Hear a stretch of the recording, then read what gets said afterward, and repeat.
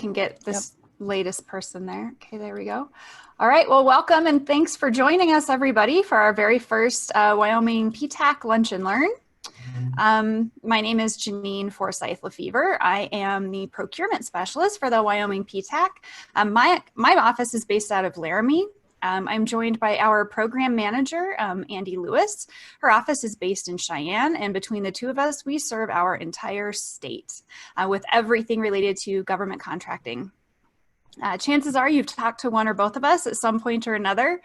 And we absolutely love seeing all your faces, all the folks that we have seen pop up in our email or on our phone here in the Zoom call today. So welcome. Today we're going to be going through a little bit of foundational knowledge regarding capability statements. And while I'm really excited about the information I'm sharing with you, I think one of the real benefits of these lunch and learn sessions is going to be the opportunity for us to hear from you all, your questions, your experiences, your success stories. Maybe you have an awesome capability statement. Maybe you've learned some lessons along the way, gotten good feedback. Please feel welcome to chime in and share those things. You can use the chat, you can unmute yourself. If you're super adept at Zoom, there's a little raise hand function, or you can just unmute and chime in. I absolutely am okay with being interrupted. But with that going, we will get started here. So the agenda today, we're going to just briefly touch on what is a lunch and learn, and I've gone through a little bit of that. We'll talk about what capability statements are, how they're used, how to develop a killer one, some helpful tips and tricks, and then we have a couple of examples, and then we'll open it up for discussion, and that's where we're hoping you'll chime in with questions and thoughts and your own expertise. So our Lunch and Learn series is really a chance for us to learn about foundational concepts. Oop, there we go. Foundational concepts related to government contracting. So we're not getting in the weeds, especially with these lunch and learns right now. This is really just to very broadly start to go over some of the basics and then give you all a chance to share your expertise, your knowledge, your questions, your wonderings with each other and with us. So it's absolutely also an opportunity to connect, and it's a time to share. And I think I saw a question in the chat. Yes, I sent out the slides to everyone who registered this morning, but I would be happy to send those out again if you didn't get those. No problem. So what is a capability statement? First and foremost, this is a really critical tool in government contracting. It's essentially a resume for your business. If you think about all the things an individual resume says about you as a job seeker, this is telling a government agency about your business as someone who can potentially be hired to do work. Capability statements really need to be concise. They need to be a basic overview of qualifications and experience. Capability statements are not an opportunity to tell your entire life story about your passion for the work you're doing, even though we know you have that passion. What contracting officers and agencies tell us is that they really just want to know, what can you do? What do you specialize in? What sets you apart from your competition? Capability statements provide essential information to customers and to partners, and they are a really valuable marketing tool. So if you think of them in terms of being someone's first impression of who you are and what you do, that can help inform how you think about capability statements. You want to make a great first impression. You want to make sure that all the information that you need to have on there is on there, that folks know how to find you, they know where you're located, they know what your capabilities are, they know what you specialize in, and they know what makes you a valuable partner.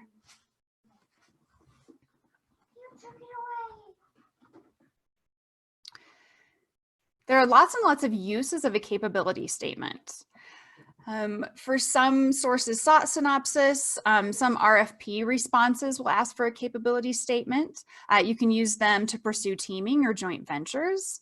You can use them in your networking with primes. Providing a capability statement not only to a government agency, but also to a prime you'd like to work with is a fantastic idea. Capability statements are wonderful to have with you at trade shows, matchmaking events, networking events. Anytime you're going to be out and about, meeting other folks, talking about who you are and what you do, drumming up business, you're going to want to have your capability statement available. I also really recommend having it available on your website. This is going to be critical more and more, and I think Andy, if you have anything to pop in about this, more and more, I think contracting officers and reps are Googling businesses. Oh, definitely. If you don't have a web presence nowadays, it puts you at a disadvantage. So I highly recommend you work at creating just a basic website, something, even Facebook. Sometimes that can be found, and I have seen people put Facebook URLs into SAM. So yeah, a web presence is very important. They want to verify and lower their assessment of if you're risky or not. If they don't find you online, it may not give you the best initial contact with the government. Absolutely. Thank you. Yeah, more and more web presence is becoming really important. And if you already have a great capability statement, throwing that up on just a very basic website is better than nothing, better than not being out there at all. And I should mention that regarding websites and broader sort of web presence marketing, we are, as you probably all know, affiliated with the Small Business Development Center. We're hosted by the Small Business Development Center for Wyoming, which also houses a market research center. And those folks are available to help clients for free throughout the state of Wyoming. They do website analysis if you already have a website out there, but you're not sure how good it is, especially in terms of government contracting. The Market Research Center can really help give you some insight. So if you're interested in that service, please contact Andy or myself, and we can connect you. And my slides, there we go.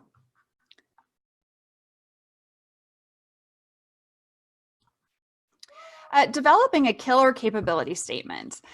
This is what's going to be able to set yours apart from other folks. There are a lot of folks who maybe just do the bare minimum. It's just a black and white, simple text document, and that's okay.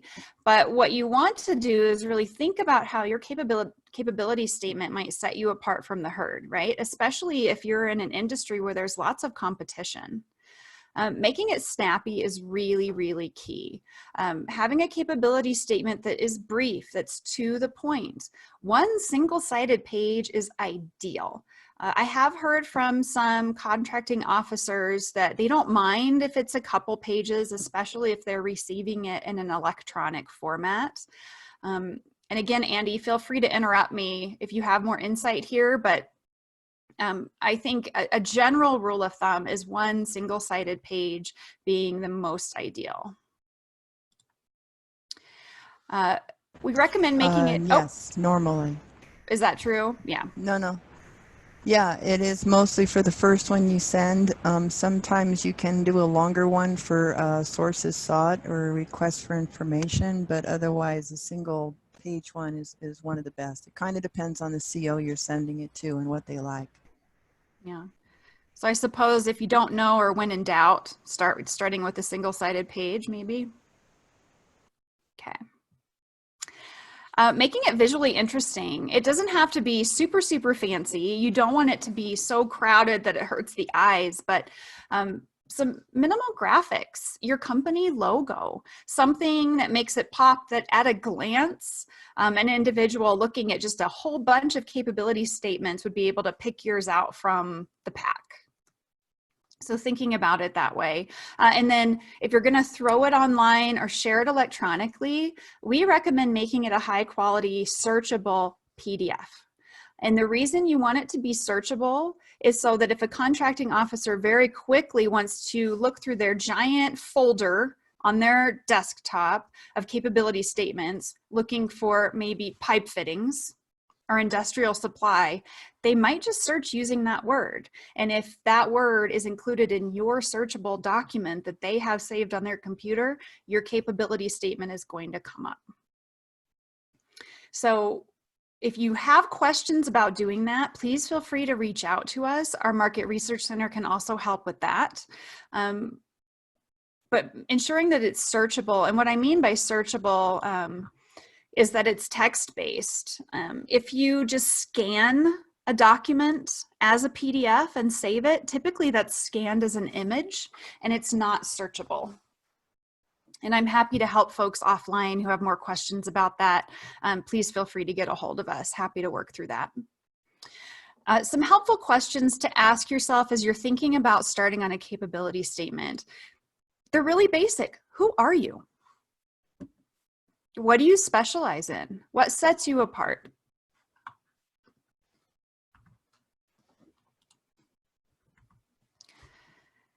There are some basic elements of most capability statements. Now, when I was preparing this presentation, I did quite a bit of research and looked at quite a lot of capability statements.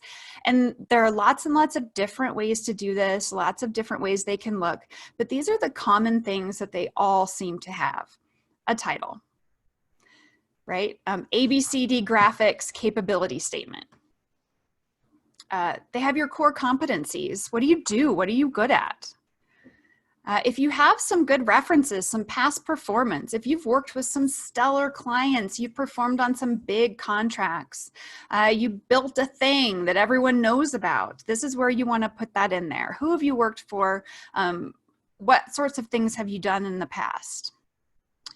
Differentiators, things, and I keep harping on this, I feel like the horse is super dead at this point, but what sets you apart? Anything you can come up with that makes you different than your competition, include that.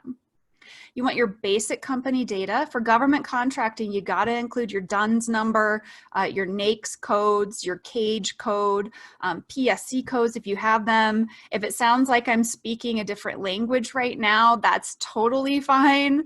When I first started in this role, I didn't know what any of those were either, but that's what PTAC is here for. If you're not sure, do I have a DUNS number? Please call us, please email, and we're happy to help you track those things down. And then, as I mentioned, some logos or graphics are fantastic to include, even just a small company logo up towards the top, or maybe a small picture of something that you've built or your location or something. Yeah, I have an idea about that. Perhaps they could put on the bottom, you know, it's really tough sometimes to fit everything on a single page format. So in order to like get your past performance, you could actually use little images with maybe short titles to kind of fit everything in. And pictures are not a bad idea. Thanks, Janine. That's an awesome idea. I love that. That's great. Some expert tips and tricks, focusing on your audience and your specialty. Don't try to be all things to all people. Sometimes it's really tempting to just say, you know, we do everything, we've got it all. That doesn't really tell a contracting officer what you actually do, right? Being specific and focusing on your strengths and your specialties is really going to be beneficial here. If you know that there are certain agencies you really consistently want to interact with, consistently want to network with, it's not a bad idea to focus on those audiences and maybe have a couple different versions of your capability statement that really speak to those folks. So if you know, hey, we want to work with F.E. Warren, but we also work with the BLM, those are two fairly different agencies. You might want to have a couple different capability statements and just keep track of which one is which, right? The same way you would tailor a resume for each individual job you're applying for. Make sure you keep focused on your capabilities. A capability statement, as we keep saying, needs to be concise. It's absolutely not a time to tell your whole life story, to talk about how you grew up on a farm and then you developed this passion for pipe fittings or whatever it is. That's a great story, but it's not something that really belongs on a capability statement. Having a few different versions is wonderful, and we talked about that a little bit. Solicit some feedback, have a lot of different eyes look at this thing. If you have a great administrative assistant, if you have a spouse, if you have a friend who owes you a favor, have them take a look at your capability statement. And PTAC is here to do that too. We love looking at capability statements. We'll let you know if we notice typos or things that aren't clear or information that's maybe missing. Keep it current and updated. This should not be a one and done type of an activity. Maybe put a little reminder on your calendar to take a peek at your capability statement once a quarter, or once every 6 months, or at the very least once a year. Maybe you always do it around tax time, or some way that's easy to remember. Just take a look at your statement and put your most recent past performance on there, any updated addresses, things like that. We mentioned putting it on your website, and then we mentioned running it by us. Nope. There we go. All right, so I have a couple of examples. Like I said, there are tons and tons. If you go Google government contracting capability statement, you're gonna find so many different versions, which is great. It kind of gives you a license to make it your own, right? I picked a couple that I liked, and some of the reasons I like these is that they incorporate, they're concise, they're one page, they got a lot of information for a small amount of space. They use some graphics. None of them are perfect, but this one's an interesting one to look at. Do you have a thought, Andy? Just popped up on my pokey little pooter here. Oh, okay. I saw you unmuted, so I thought yeah. maybe you had some good wisdom. Well, I do have a thought. You know, there's you know, sometimes you can have a whole pile of NAICS codes. It's not unusual, and I hope they all are things you actually do business in. And you can't have a really long list of NAICS on your capability statement. So I would suggest for each of your capability statements that you might tailor for particular agencies, you might want to include the main NAICS that you work with for those agencies and leave off some of the others just because of space issues. And that would also pertain to any PSC codes you might put on. This one in particular, Tech Comp, it's a little hard to read at the drop of a hat would be my only comment on it, though it has all of the categories, but you have to take a little bit of time to look at it. So that would be my only comment on it. Otherwise, it's fairly well put together. Yeah, I think that's really good feedback. I was going to say, yeah, if I were looking at this as a in our role as a PTAC, if someone had brought this to me, I might invite them to make their past performance a little bit more concise, because that print is super, super tiny. Yeah, maybe narrow it down to 2 or 3 primary NAICS codes. But other than that, I think it's pretty good. I like how they listed out their core competencies as kind of a checklist. That's kind of a neat way to do that. And they've got all their important information right there towards the top. So I'm very easily able to find their contact info. We'll do one more. This one, it looks a lot different. And I chose it because the formatting is a little bit different. You've noticed they've included pretty much everything we've been going over. For their past performance, they simply have logos of the folks they've worked with, right? They don't have long little paragraphs saying what the jobs were. So that's a different way to do that. Their codes are kind of formatted a little bit differently. But I don't know, what do you think, Andy? And if anyone else has thoughts about this, feel free to unmute and chat. Well, I'd love to say something, but unfortunately it hasn't, there it goes. Didn't pop up on my screen yet. Well, this one, as Paul said in the chat, and he's our Associate State Director for the SBDC, a white background and black text makes for more contrast, so it's easier to read your text. So keep that in mind if you do a different color background. This one, is more bulleted. It's quicker to read. Your past performance, it doesn't actually say what you did. However, I don't know. I'd have to think about it a little. You might want to, but well, I don't know. Honestly, don't know on it. The format's easy. It's easy to read. Yeah. I have a question. Yeah. So would it be possible then to have like these bullets to squeeze everything into the one page, but then have additional pages and maybe a little note at the bottom saying like, if you want to see more details of our past performance, and then that's where you could have a lot of pictures and a description, but it's still in one sense one page because they could get all the information they needed from the first page and ignore everything else, and only if they want to, they can go to the second page and third and fourth and so on. Yeah, it's Patrick, right? Yes, this is Patrick. Yeah. Okay, good. Making sure I saw the right person talking. Yeah, I think that's a really interesting idea. What do you think about that, Andy?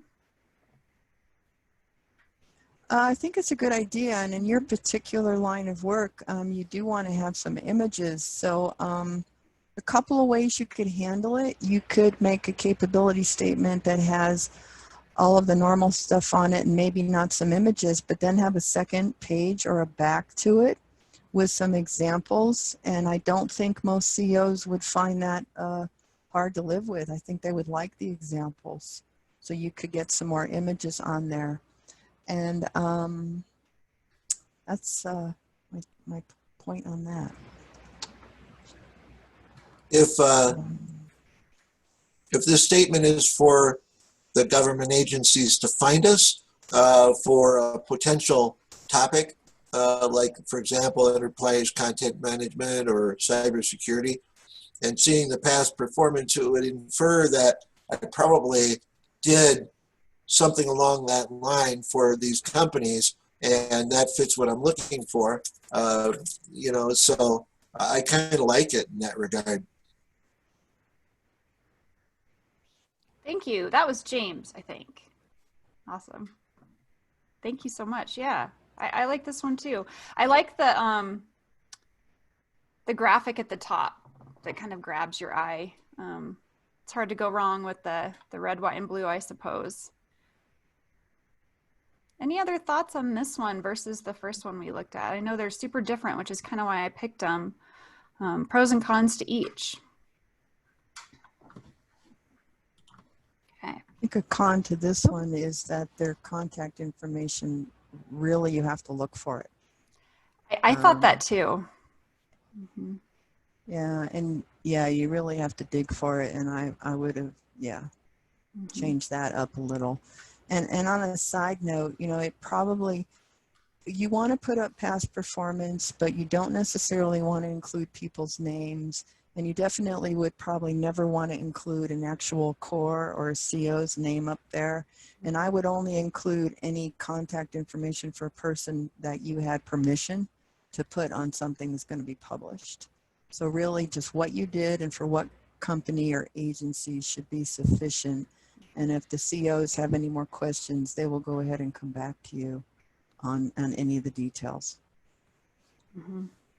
Yeah, and I think if you're planning on throwing this up on a website, which we are recommending to you, you also maybe don't want to include names and contact information for past performance references, just because it might give your competition some sales leads.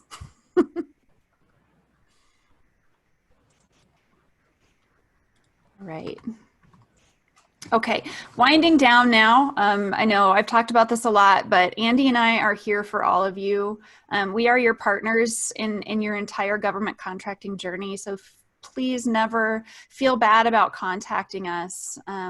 We are a cooperative agreement between the state of Wyoming and the DLA. We're funded by them, so everything we do is free to you. And it's always confidential, and we provide not only capability statement feedback and coaching, but everything else government contracting.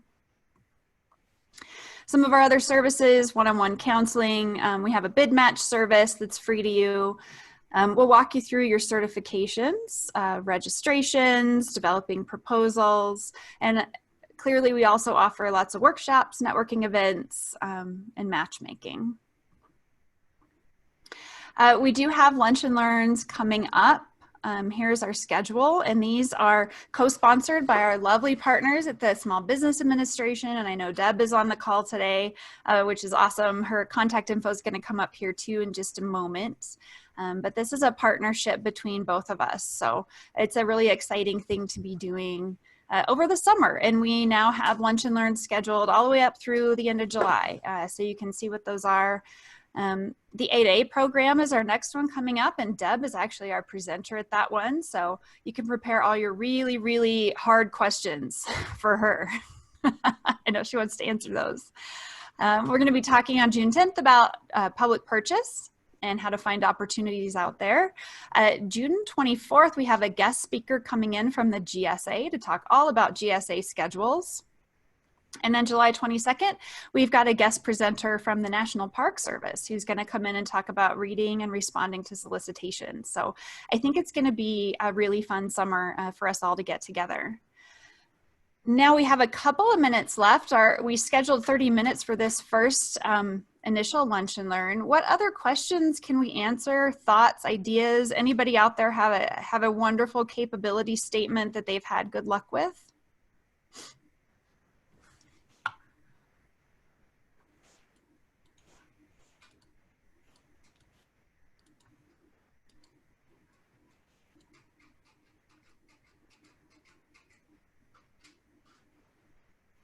Nope, I'm hearing crickets. Yeah, I just gave you so much to think about. All right. Well, Andy, do you have any fun? They're probably digesting. They're digesting. They're chewing. Oh, Yeah, James. we're eating lunch. But hey, thank you for the great intro, though. That was really good. Wonderful. I'm so glad you could show up. That's awesome. Yeah, don't be strangers, even though we're all socially distancing right now. We just wanted you all to know that we're here, we're working hard for you, thinking about you all the time, and ready to support you in whatever you need to do regarding government contracting. And I know our whole team feels the same way. So anything to add, Andy? Yeah, and I'd like to answer a question. We do help with setting up and modifying searches in Beta SAM, and help with research on things too, and help with doing the same thing in public purchase, which we will be having our June 10th on that. But if you want to work sooner than that, just please get a hold of either of us, and we're happy to help with either of those systems. No, and thank you all for attending. It's good to see you here. It really is. Yep. And we'll see you